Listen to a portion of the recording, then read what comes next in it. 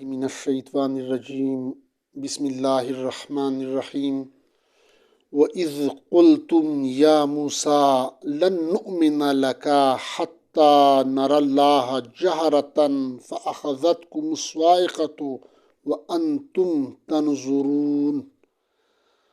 ثُمَّ بَعَثْنَاكُمْ مِنْ بَعْدِ مَوْتِكُمْ لَعَلَّكُمْ تَشْكُرُونَ۔ ڈیئر ویورز، السلام علیکم ورحمۃ اللہ وبرکاتہ۔ میں نے ابھی سورہ بقرہ پارہ نمبر 1 کی آیت نمبر 55 اور 56 کی تلاوت فرمائی۔ پہلے ہم اس کا ترجمہ پڑھتے ہیں اردو میں اور پھر اس کی تفسیر پڑھتے ہیں۔ وَإِذْ قُلْتُمْ، اور جب تم نے کہا، یا موسیٰ، اے موسیٰ علیہ السلام، لن نؤمن لکا، ہم ہرگز تیرا یقین نہ کریں گے، یا ہم اطمینان یا یقین نہیں آتا، حتیٰ جب تک نر اللہ جہرا، جب تک نہ دیکھ لے اللہ تعالیٰ کو سامنے، یا جب تک نہ دیکھ لے اللہ تعالیٰ کو واضح طور پر اپنی آنکھوں سے۔ فَأَخَذَتْكُمُ الصَّاعِقَةُ، پھر آ لیا تم کو یا پھر پکڑ لیا تم کو صاعقہ کے معنی بجلی یا آسمانی بجلی یا گرجدار آواز، جس طرح آسمانی بجلی کی ہوتی ہے نا، صاعقہ۔ وَأَنْتُمْ تَنْظُرُونَ، اور تم دیکھ رہے تھے۔ ثُمَّ بَعَثْنَاكُمْ، پھر اٹھا کھڑا کیا ہم نے تم کو، مِن بعد موتکم، تمہاری موت کے بعد، لعلکم تشکرون، تاکہ تم احسان مانو۔ اب آتے ہیں اس کی تفسیر کی طرف۔ یہ آیت نمبر 55 ایک قسم کی تمہید ہے آیت نمبر 56 کے لیے، کیونکہ آیت نمبر 56 میں چھٹی نعمت کا ذکر ہے بنی اسرائیل پہ، اس طرح اس پورے پچھلے آیات میں بھی مختلف نعمتوں کا ذکر کیا گیا۔ یعنی یہ جو باب شروع ہوا ہے آیت نمبر 49 سے لے کر 96 تک، یہ باب پہلے حصے کا چوتھا باب ہے، اور اس میں ابھی مختلف سٹارٹ میں اللہ پاک بنی اسرائیل کو مختلف جو انعامات اللہ پاک نے اس پہ کیے تھے بنی اسرائیل پہ، اس انعامات کا ذکر کر رہا ہے، تاکہ یہ لوگ جو رسول پاک صلی اللہ علیہ وسلم کے دور میں جو یہودی مدینہ تھے، اس کو ان کے آباء و اجداد پہ جو احسانات اللہ پاک نے ان پہ کیے تھے اس کو یاد دلائیں، تاکہ وہ اس کا پھر تقاضا یہ تھا کہ یہ لوگ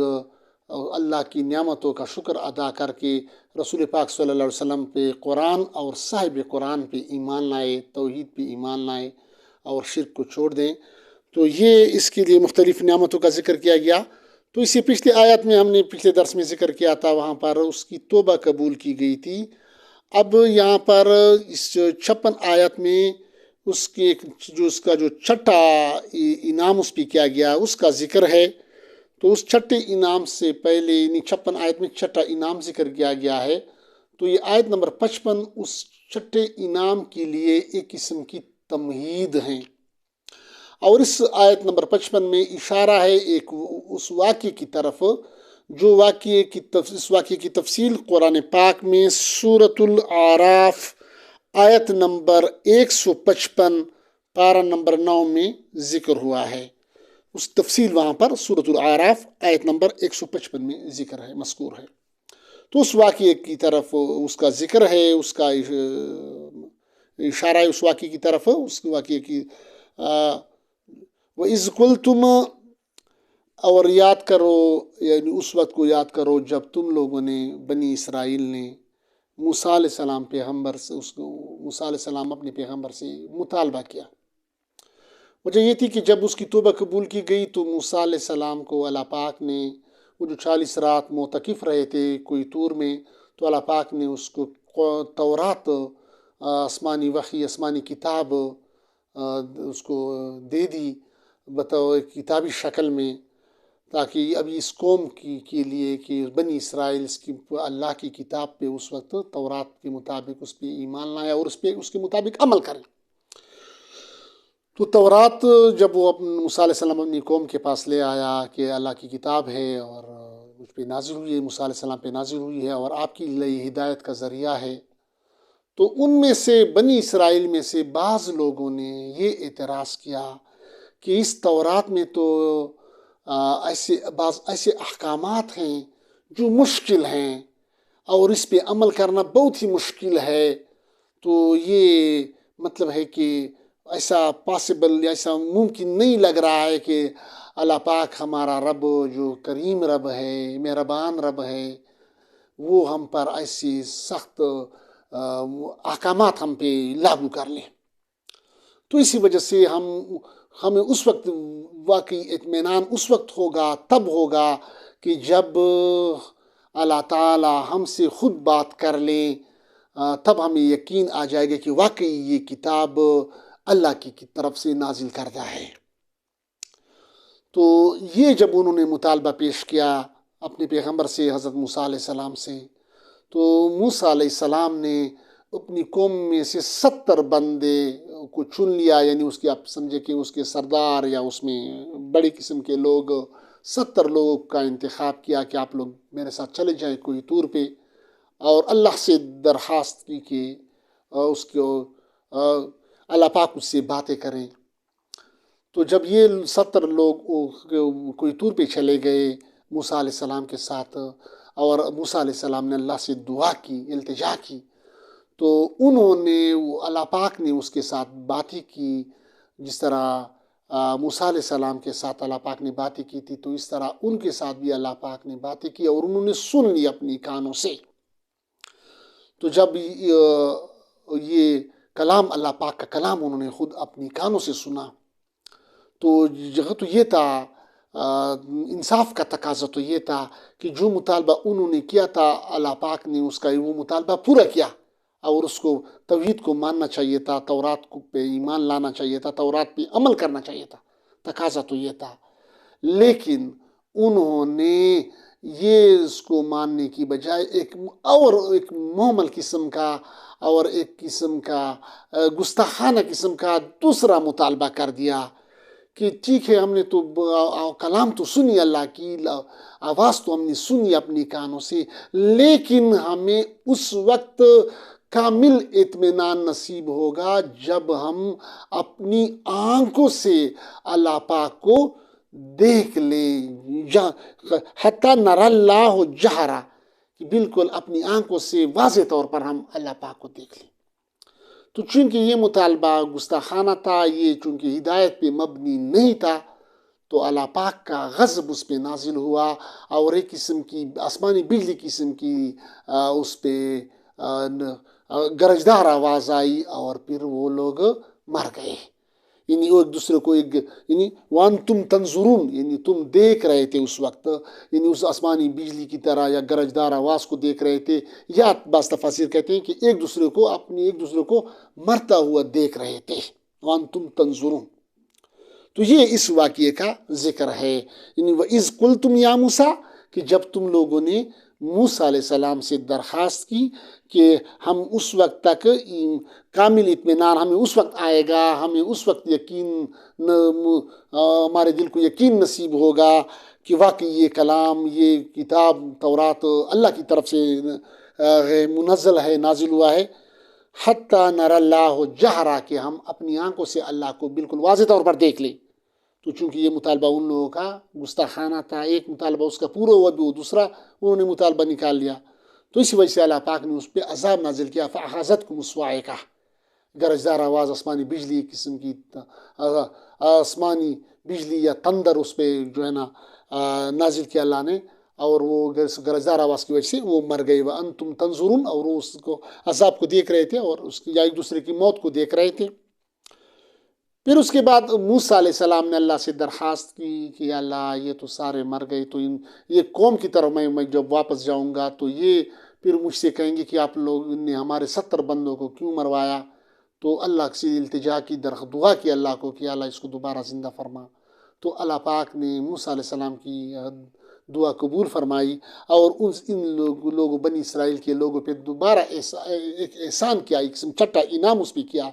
کہ اس کو موت کے بعد، مرنے کے بعد دوبارہ زندگی دی، تاکہ وہ اللہ کے احسان کو مانے اور توحید کو مان لے اور اللہ کے ساتھ شرک کو چھوڑ دیں، اللہ اور اللہ کے رسول صلی اللہ علیہ وسلم کی جو ہدایات ہیں اس کو مانیں. تو یہ آیت نمبر 56 میں اس کا ذکر ہے کہ ثم بعثناکم من بعد موتکم، پھر اٹھا کھڑا کیا ہم نے تم کو من بعد موتکم، تمہاری موت کے بعد، لعلکم تشکرون، تاکہ تم شکر گزار بندے بن جاؤ. یعنی اللہ کی بات کو مانو، اللہ کے کلام کو مانو، اس پہ عمل کرو، اللہ کے رسول صلی اللہ علیہ وسلم، اللہ کے رسول کی بتائی ہوئی طریقے کے مطابق مان لو. تو یہ اجتا ان لوگوں نے چونکہ نبی کی گستاخی کی، یعنی اس کو تورات پہ انہوں نے اعتراض کیا کہ یہ اس میں بعض احکامات سخت ہیں اور اس پہ ہم عمل نہیں کر سکتے، اس پہ عمل کرنا بہت ہی مشکل کام ہے،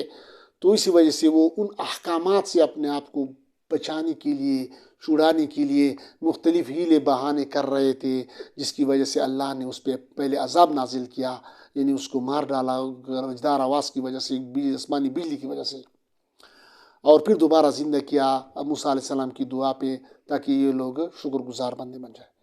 تو اس میں ہمارے لیے بھی اس میں سبق ہے. جس طرح آج کل کے مسلمان تو دعوت تو کرتے ہیں کہ قرآن اللہ کا کلام ہے، جو رسول پاک صلی اللہ علیہ وسلم خاتم النبیین ہے، اس پہ نازل ہوا ہے، اور یہ قیامت تک آنے والی تمام انسانوں کے لیے ہدی للناس ہے، ہدایت کا سرچشمہ ہے. لیکن اس ایمان کے باوجود بھی پھر بھی یہ دعویٰ کرتے ہیں کہ اس میں جو بعض احکام ہیں اس پہ عمل کرنا آج کے زمانے میں مشکل ہے، بہت ہی مشکل ہے. یہ تو یعنی وہ اپنی عقل پہ، وہ لوگ جو سیکولر قسم کے لوگ ہیں وہ اس پہ، اور اپنے آپ کو مسلمان کہتے ہیں، یہ دعویٰ کرتے ہیں کہ نہیں، یہ احکام، قرآنی احکام، یہ تو اس وقت کے زمانے کے لیے تو ٹھیک تھے، جو رسول پاک صلی اللہ علیہ وسلم کے زمانے کے، جب اس وقت جو یعنی صحابہ کرام رضی اللہ عنہ کا جو دور تھا، یعنی آج سے 1400 ساڑھے 1400 سال پہلے کا جو دور تھا، اس کے مطابق تو وہ احکامات ٹھیک تھے. لیکن آج کل کے ماڈرن جدید دور میں اس پہ عمل کرنا بہت مشکل ہے. یعنی اس سے کیا کرتے ہیں، چھو چرا کرتے ہیں، اس پہ عمل کرنے سے وہ کیا کرتے ہیں، ہیلے بہانے کرتے ہیں، جس طرح بنی اسرائیل کے لوگوں نے ہیلے بہانوں سے اس پہ عمل کرنے سے ایک قسم کا انکار کیا تھا. تو یہاں پر آج کل بھی وہی مسلمان بھی وہ کچھ کر رہے ہیں جو بنی اسرائیل لوگوں نے اس وقت گستاخی کی تھی، عمل سے اپنے عمل کرنے سے ایک قسم کا انکار کیا ہوا تھا. تو جس طرح قرآن کی جو مختلف حدود نافذ کیے ہیں کہ ایک اسلامی حکومت کی ذمہ داری ہوگی کہ اگر کوئی چوری کرے گا تو اس پہ ثابت ہو جائے تو اس کے ہاتھ کاٹے جائیں گے. اس طرح کوئی زنا کرے گا تو اس کو، اگر شادی شدہ ہے زنا کرے گا تو اس کو رجم کیا جائے گا، سنسار کیا جائے گا. اس طرح اگر غیر شادی شدہ ہے تو اس کو کوڑے دیے جائیں گے. مطلب جتنے حدود قرآن نے نافذ کیے ہیں، اور یہ انسانوں کی فائدے کے لیے ہیں. لیکن آج کل کے مسلمان، آج پوری دنیا کے مسلمان جو ممالک ہے، جتنی بھی اسلامی ممالک ہے، تقریباً کسی بھی ملک میں یہ قرآن پاک کے جو احکام ہے آج کل کے زمانے میں 100% امپلیمنٹ، یعنی عمل اس پہ نہیں کیا جا رہا ہے. اس کو حکومتی سطح پر، ملکی سطح پر بطور قانون نافذ نہیں کیا ہوا ہے. اور یہی وجہ ہے کہ ہم آج یہ رو رہے ہیں کہ ہم تو مسلمان ہیں، لیکن پھر بھی مسلمانوں پہ اللہ کا عذاب ہے، پھر بھی مسلمان ہر میدان میں پیچھے ہیں. وہ وجہ یہ ہے کہ ہماری قرآن و سنت سے دوری ہے. کیونکہ اگر آج بھی قرآن و سنت پہ عمل کیا جائے، جس طرح عمل صحابہ کرام رضی اللہ تعالیٰ عنہ نے عمل سے ثابت کیا تھا، تو وہی اللہ آج بھی ہے جو اس وقت تھا. جس وقت حضرت سعد بن ابی وقاص رضی اللہ عنہ کا، صحابہ کرام کا لشکر جب فارس پہ جا رہا تھا، ایران پہ حملہ کر رہا تھا، تو وہاں پر اس کو دریا دجلہ کے اوپر جو ہے نا اس کے گھوڑے ایسے چل رہے تھے جس طرح گھوڑے فرش پہ چل رہے ہیں. یعنی مطلب ہے اس کو پانی نے ڈبویا نہیں، اللہ نے اس کے لیے پانی مسخر کیا کہ اس کے اوپر گھوڑے چل رہے تھے. اس طرح جو امن دے دیا حضرت عمر رضی اللہ تعالیٰ عنہ کے دور میں، جو مثالی امن قائم کیا حضرت عمر رضی اللہ تعالیٰ عنہ کے دور میں، تقریباً 22.5 لاکھ مربع میل کی حکومت پہ ایسا مثالی امن قائم کیا کہ آج تک دنیا کا کوئی قانون، دنیا کی کوئی سلطنت، کوئی حکومت ایسی مثالی امن والے معاشرے کی مثال پیش کرنے سے عاجز ہے. تو ان لوگوں نے وہ کون سی وہ نسخہ کیمیا کیا تھا، وہ کون سی کیمیائی فارمولہ تھا جس کی بنیاد پر انہوں نے ایسا معاشرہ دے دیا، ایسا مثالی امن والا معاشرہ کہ جس کی نظیر آج بھی نہیں ملتی. وہ نسخہ کیمیا قرآن و سنت تھی جس پہ انہوں نے من و عن 100% عمل کیا، بلا چوں چرا کے، یعنی بنی اسرائیل کی طرح چوں چرا کے کہ یہ حکم سخت ہے، یہ ہم نہیں مانتے، یہ حکم اس طرح ہے، داڑھی ہے تو اس پہ چوں چرا کے نہیں، اس کو شیو کریں تو خیر ہے، معمولی گناہ، یہ اس پہ جو ہے نا بعض لوگ کہتے ہیں کہ نہیں کوئی خیر ہے، کوئی سنت ہے، ہمیں سنت چھوڑ دیا، حالانکہ سنت نہیں، یہ واجب ہے. اس طرح ہمارے رسول پاک صلی اللہ علیہ وسلم کا جو سنت اس میں حسنہ ہے، اس میں سر کے بالوں سے لے کر پاؤں کے ناخن تک وہ سارا محفوظ ہے. لیکن آج کا نام نہاد مسلمان اپنے آپ کو اس پہ عمل کرنے سے قاصر ہے، اور پھر رونا بھی رو رہا ہے کہ اللہ کی مدد ہمارے ساتھ شامل حال کیوں نہیں ہے، اللہ کی رحمت ہم پہ کیوں نازل نہیں ہو رہی ہے، بلکہ اس کے برعکس اللہ کے عذاب اس پہ نازل ہو رہے ہیں. جس طرح ہم دیکھ لیں امن ہے سب سے بڑی نعمت جو ہے نا، رزق کی فراخی کے بعد امن سب سے بڑی نعمت ہے. تو اگر ہم دیکھیں ہمارے مسلمان ممالک کی حالات زار اگر دیکھیں، ہم اللہ پاک نے ہم سے امن چھین لیا، ہمیں بد امنی میں ہم گر گئے. اس طرح جو ہے نا آپس میں محبت ختم ہو گئی، آپس میں دشمنیاں ہو گئی، اس کی دل ایک دوسرے سے دور ہو گئے. یہ کیا ہے؟ اللہ کی طرف سے عذاب ہے. اس طرح مختلف کبھی سیلاب آتے ہیں، کبھی زلزلے آتے ہیں، یہ کیا ہے؟ اللہ پاک کی طرف سے عذاب ہے، یہ وارننگ ہے، یہ وارننگ سگنل ہے.